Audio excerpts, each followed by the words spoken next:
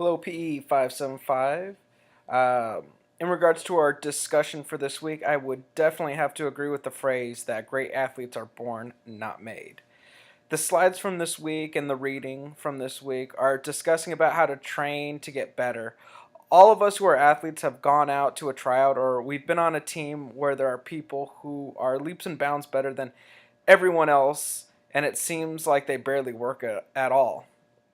You can train to be in better shape and you can train to do better than where you're at, but many times genetics takes over.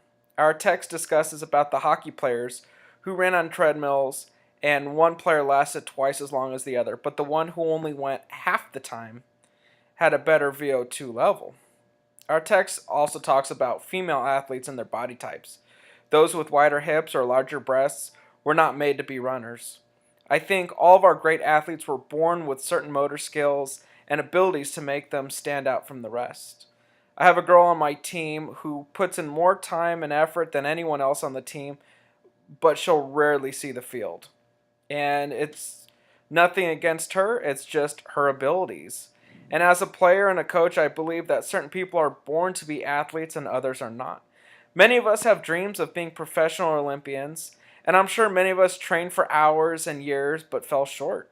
There are guys who can throw 100 miles per hour, and no matter how much I train, I'll never be able to do that. Bo Jackson and Deion Sanders are another two examples of just pure talent and athleticism.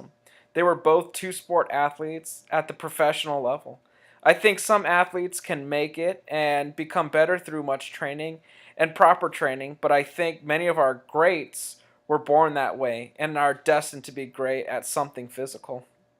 Certain people were born uh, certain people were born to sing or born with the ability to make computations in their head, and some people were born to be athletes.